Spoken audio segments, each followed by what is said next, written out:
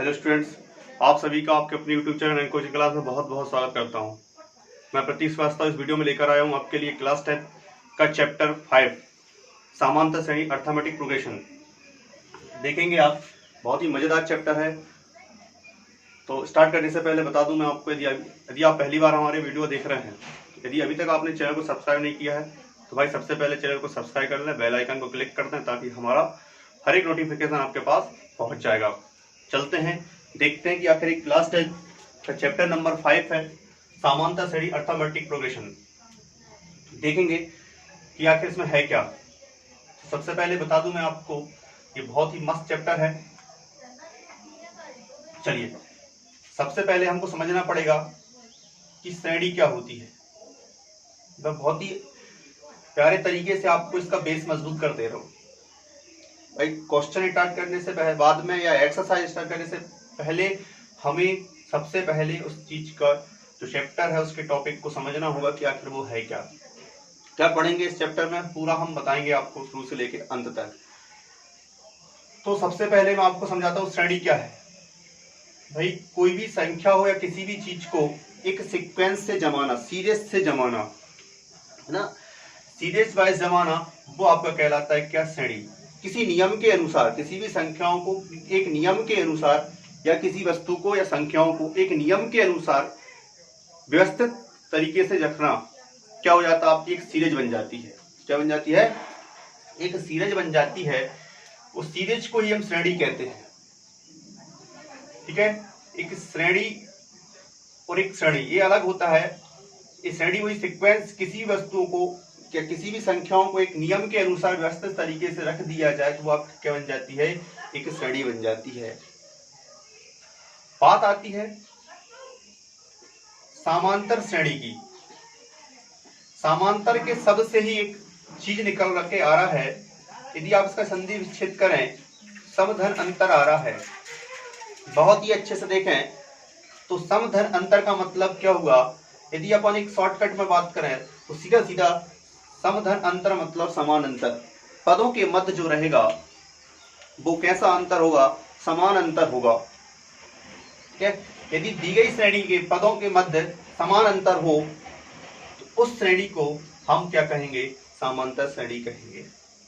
प्रत्येक, जैसे मैं एक सीक्वेंस आपको बना दूं 1 3 5 7 डैश डैश डैश डैश, तो क्या होगा कि 1 और 3 के बीच में 2 का अंतर है, फिर यहां भी 2 का अंतर है और यहां भी 2 का अंतर है। इसका मतलब क्या हुआ, प्रत्येक 2 पदों के मध्य 2 का अंतर चल रहा है। इसका मतलब क्या हुआ, ये समान अंतर है।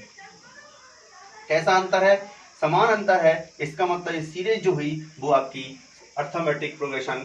इसका मतलब इसको शॉर्टकट में एपी भी कहते हैं। क्या कहते हैं इसको, शॉर्टकट में एपी भी बोलते हैं, अर्थात ये आपकी एपी है, समांतर श्रेणी है। तो सिंपल सी बात है, आप समझ गए होंगे कि श्रेणी का मतलब होता है कि किसी भी संख्या, किसी भी वस्तुओं को आप एक व्यवस्थित नियम के अनुसार उनको व्यवस्थित तरीके से जमा दें तो वो आपकी एक श्रेणी बन जाती है। अब यहाँ पे श्रेणी हम कौन सी पढ़ रहे हैं, समांतर श्रेणी। तो समांतर श्रेणी का रूल क्या है वो आप देख लें। इसमें प्रत्येक 2 पदों के मध्य कैसा अंतर होगा, समान अंतर होगा। ये अंतर माइनस का भी हो सकता है, प्लस का भी हो सकता है और शून्य भी हो सकता है। अब मैं आपको पूरा डिटेल से बताता हूँ।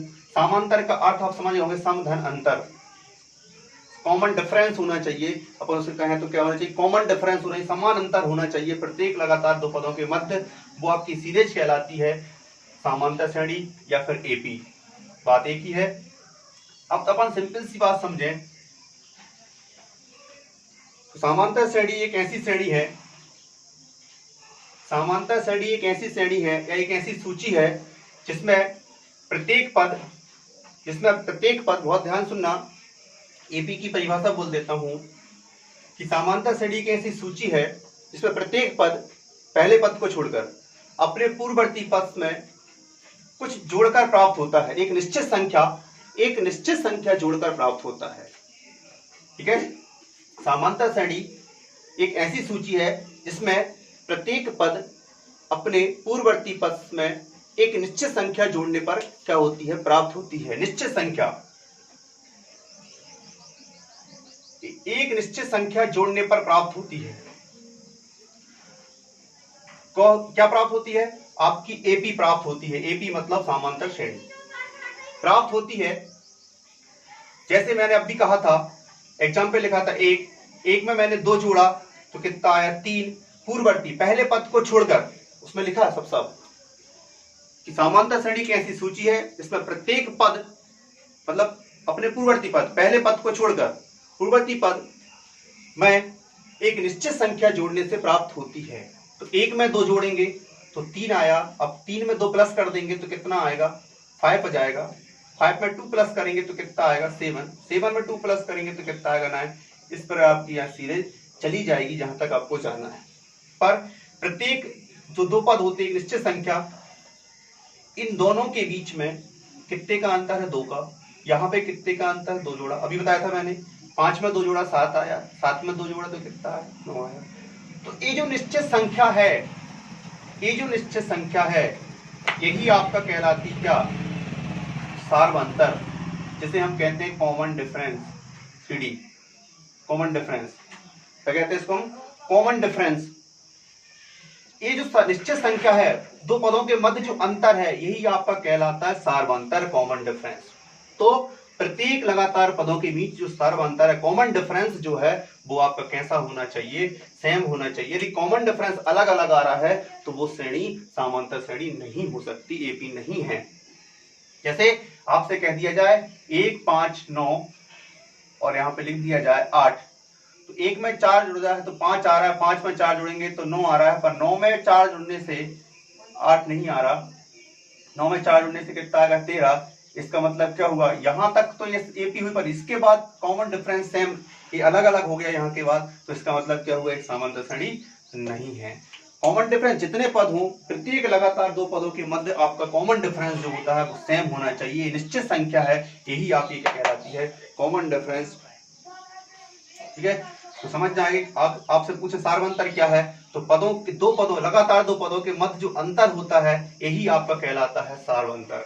यही क्या कहलाता है आपका, नोट डाउन करते जाना कि सार्वंतर क्या होता है। अब मैं पूरा डिटेल से फार्मूले सब बता दूंगा तो हम समझ गए होंगे कि आपकी समांतर श्रेणी क्या है।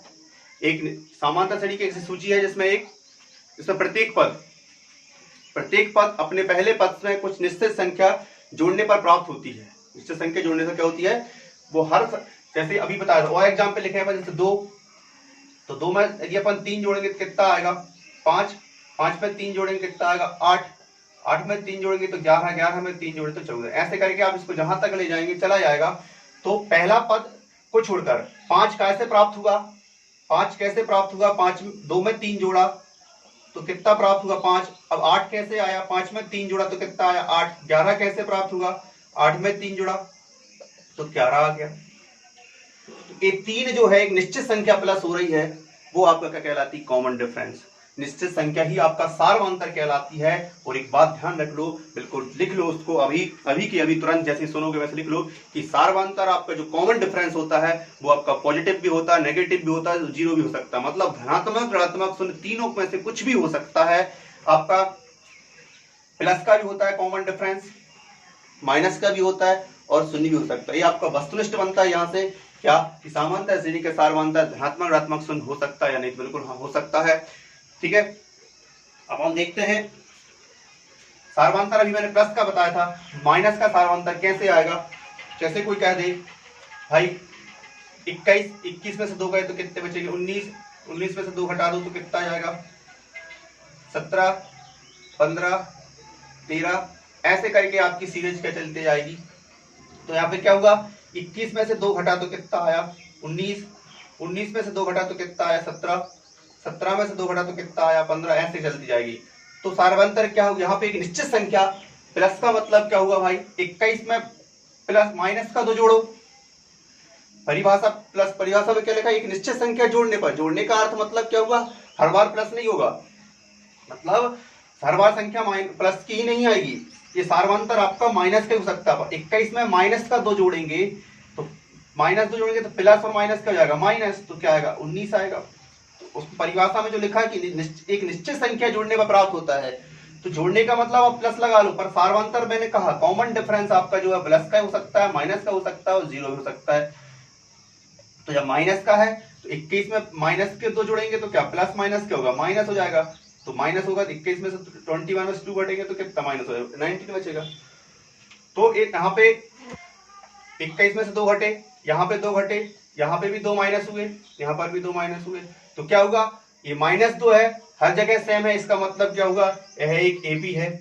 तो हमें एपी की पहचान करने के लिए क्या करना पड़ता है, कॉमन डिफरेंस देखना पड़ता है। कॉमन डिफरेंस यदि सेम है तो आंख बंद करके कह दो कि भाई वो एपी है, और कॉमन डिफरेंस सेम नहीं है तो भाई आप नहीं कह सकते, लिख देंगे कि यह समांतर श्रेणी नहीं। यहाँ पे क्वेश्चन में 5.11 कि बताइए समांतर श्रेणी है या नहीं, तो वहां बताना पड़ेगा आपको। वहां बताने के लिए आपको क्या करना पड़ेगा, कॉमन डिफरेंस।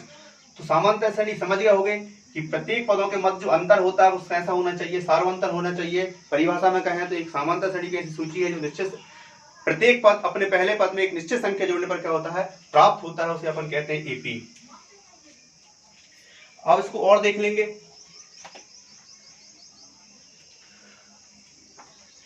चलिए देखेंगे समांतर श्रेणी एपी, आप समझ गए होंगे। यहां पर अपन उसका मैंने बताया था सार्वंतर, कॉमन डिफरेंस। जो कॉमन डिफरेंस है उसको अपन सीडी लिखते हैं, कॉमन डिफरेंस। तो ए आपका प्राप्त होता है दूसरा पद माइनस पहला पद।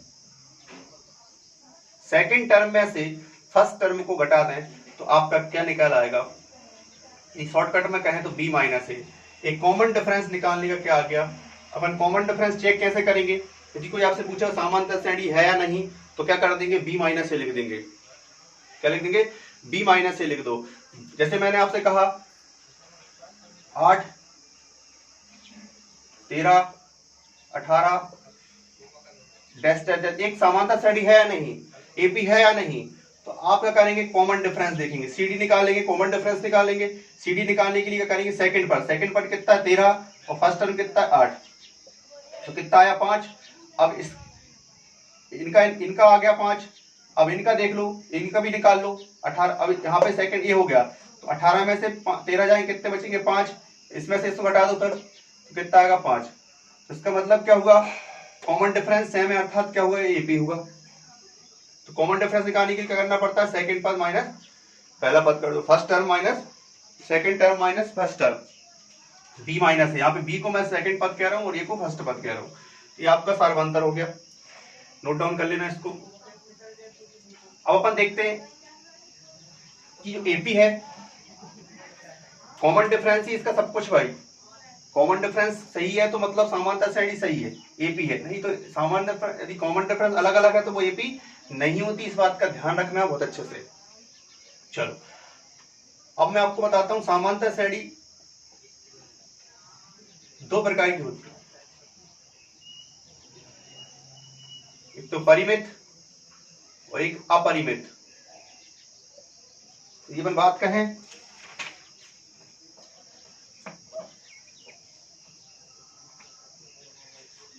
परिमित का मतलब क्या हुआ भाई, वैसी श्रेणी जिसमें पदों की संख्या कैसी हो, निश्चित हो।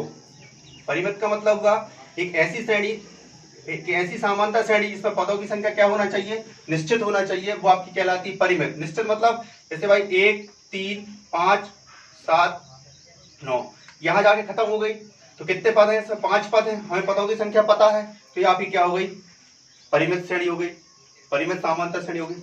अब अपरिमित, उसके नाम से ही इनफाइनेटिव, तो मतलब क्या हुआ कि भाई एक ऐसी श्रेणी जिसमें पदों की संख्या कैसी हो, निश्चित ना हो, जैसे 2, 4, 6, 8, 10 डैश डैश डैश करके चले जाओ। अब पता नहीं ऐसे करके दे दिया जाए तो यहाँ पे पदों की भाई है तो समांतर श्रेणी पर यहाँ पे पदों की संख्या उसे निश्चित नहीं करी, सीरीज को बंद नहीं किया, डैश डैश कर दिया, इसका मतलब आगे भी जहां तक जाना है वहां तक चले जाओ। तो इसमें पदों की संख्या क्या है, निश्चित नहीं है। तो पदों की संख्या निश्चित ना हो तो वो आपकी कहलाती अपरिमित, और पदों की संख्या यदि निश्चित है तो वो आपकी कहलाती है परिमित। तो इस बात का ध्यान रखना, परिमित और अपरिमित। अब दोनों समांतर श्रेणी होंगी, है तो समांतर श्रेणी, परंतु पदों की संख्या यदि निश्चित है तो वो आपकी कहलाएगी क्या, जिसमें अंतिम पद दिया हो। सिंपल सी बात है, 9 इसका क्या है, अंतिम पद है, जहां पे सीरीज खत्म हो जाए। सीरीज क्या हो जाए, अपरिमित का मतलब होता है भाई कि वह श्रेणी, वह समांतर श्रेणी जिसमें उसका अंतिम पद दिया हो, लास्ट पद पता हो, तो वो आपकी कहलाती है परिमित श्रेणी, इसमें अंतिम पद दिया जाता है और अपरिमित में अंतिम पद नहीं दिया जाता। ये इसका एक बहुत छोटा सा पॉइंट है याद रखने का। परिमित में क्या होता है कि भाई पदों की संख्या निश्चित होती है, अंतिम पद दिया जाता है, और अपरिमित श्रेणी में अंतिम पद नहीं दिया जाता, लास्ट टर्म हमारे पास नहीं होता, अंतिम पद मतलब लास्ट टर्म नहीं होता। ये आपकी कहलाती है परिमित और अपरिमित। बार बार ध्यान से परिमित को बिल्कुल नोट डाउन कर लेना। वह समांतर श्रेणी जिसमें पदों की संख्या निश्चित हो, अर्थात अंतिम पद दिया गया हो, और वह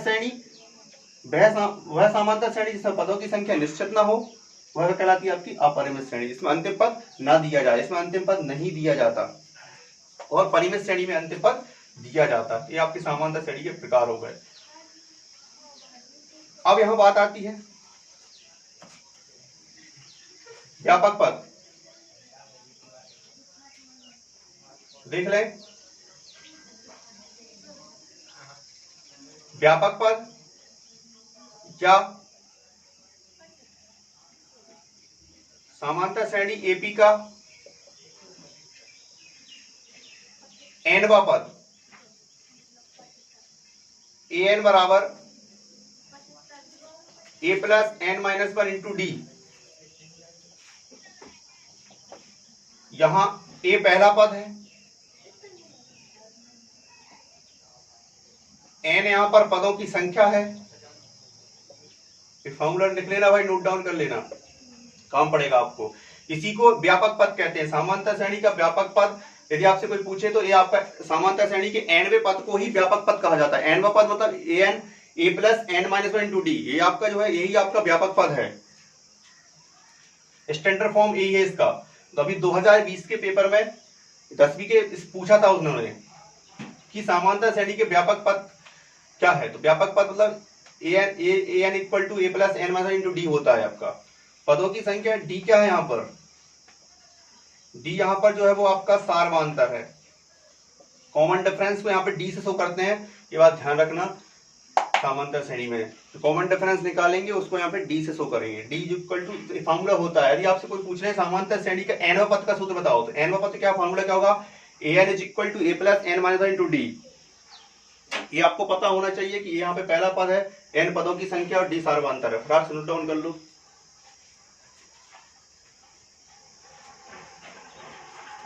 तो ये आपका समांतर श्रेणी का एनवा पद हो गया। अब यही की बात निकल के आती है कि आपसे कोई समांतर श्रेणी का एनवा पद ना पूछ के समांतर श्रेणी का अंतिम पद पूछ ले।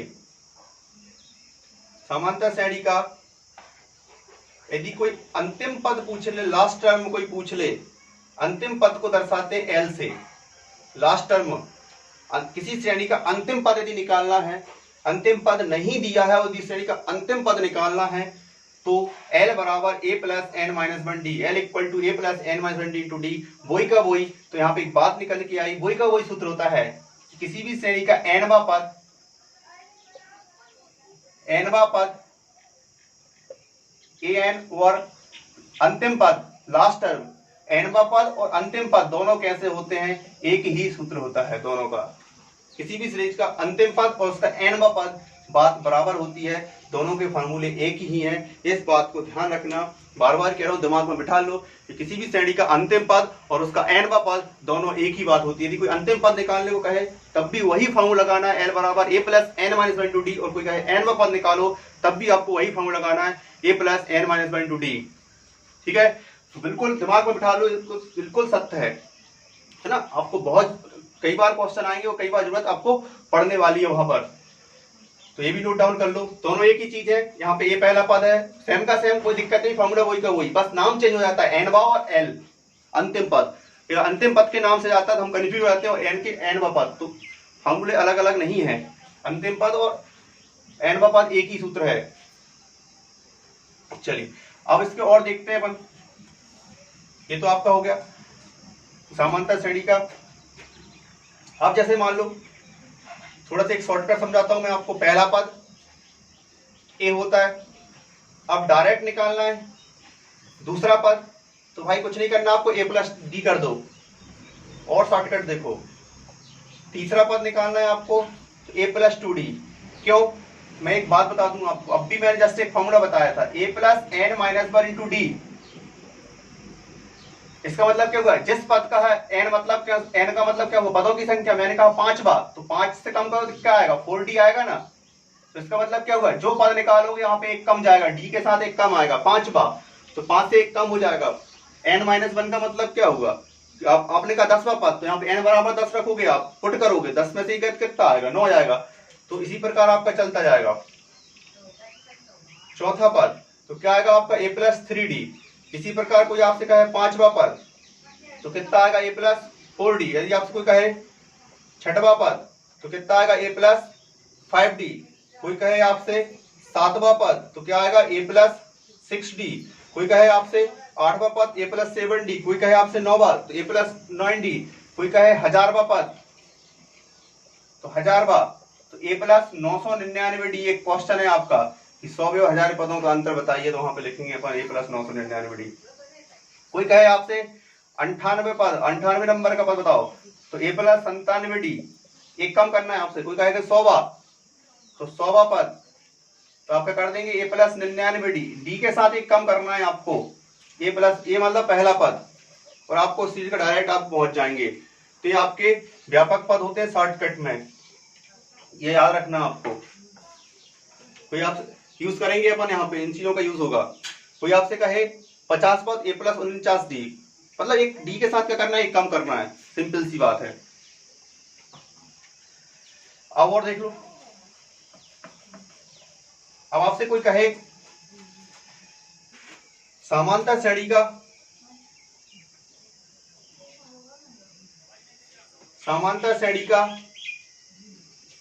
अंत से n वां पद। बहुत बात बारीकी समझना, अंत से, अंत का मतलब क्या हुआ, पीछे से। जैसे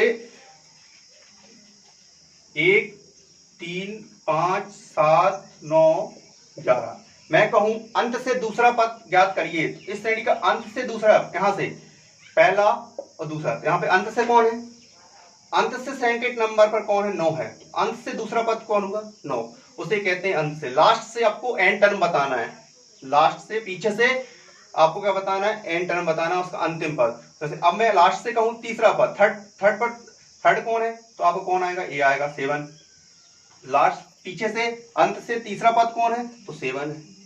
और आगे से कहते तो सिंपल सी, यदि अंत से लिखा आएगा तो ही निकालना है। सिंपल सा लिखा है कि श्रेणी का एपी का आपको 8वां पद याद करना है, तो वो एपी का अंत से नहीं लिखा, मतलब शुरू से ही पूछ रहा है। अंत से लिखा है तो फिर भाई ए वाला फॉर्मूला लगाना ध्यान से, अंत से शब्द, उस पर सब कुछ ध्यान पे जोड़ देना ना, लास्ट से लिखा रहेगा उसमें, लास्ट। चलिए, तो इसका सूत्र क्या होगा, बहुत सिंपल बता दे रहा हूं मैं आपको। चलिए, अंत से n वां पद बराबर होता है l plus n-1 into minus का d। हाँ, बिल्कुल वैसे ही सॉल्व करना है, परंतु यहाँ पे a नहीं लिखना आपको। क्यों नहीं लिखना, हमने जो a था उसको हमने पहला पद ना मान के सीरीज को पलटा दिया, उसके अंतिम पद को मैं पहला पद मान रहा हूं, तो मैंने यहाँ पे l रख लिया, l plus n-1 into minus का d। और कॉमन डिफरेंस भी पलट गया। कॉमन डिफरेंस यदि प्लस का होगा तो माइनस आएगा, माइनस का होगा तो प्लस होगा, इसलिए माइनस डी लगा दिया। ऑटोमेटिक वो सिंबल खुद चेंज कर लेगा, आपको सिर्फ डी का मान रखना है, वो ऑटोमेटिक माइनस एडजस्ट करेगा। यदि आपका कॉमन डिफरेंस माइनस में आता है तो यहाँ के प्लस में हो जाएगा, प्लस का आता है तो यहाँ के माइनस में हो जाएगा। इसलिए आप इसमें रखोगे तो 3 स्टेप में आपका आंसर आ जाएगा l plus n-1 into minus का d। किसी भी सीरीज का आपका अंत से ये आपका n वां पद होता है। अभी आपको इस सीरीज में बहुत कुछ पढ़ेंगे, इस चैप्टर में बहुत सारे क्वेश्चन है, ये पद निकालो, वो पद निकालो। यहाँ पे समांतर श्रेणी का योग भी है 5.3 पर, वो मैं आपको जब उस एक्सरसाइज को बताऊंगा तो वहां पे वो फॉर्मूला क्लियर कर दूंगा मैं आपके। अभी आप इतने फॉर्मूले याद कर लो, ये आपका समांतर श्रेणी का बेसिक था जो मैंने क्लियर कर दिया।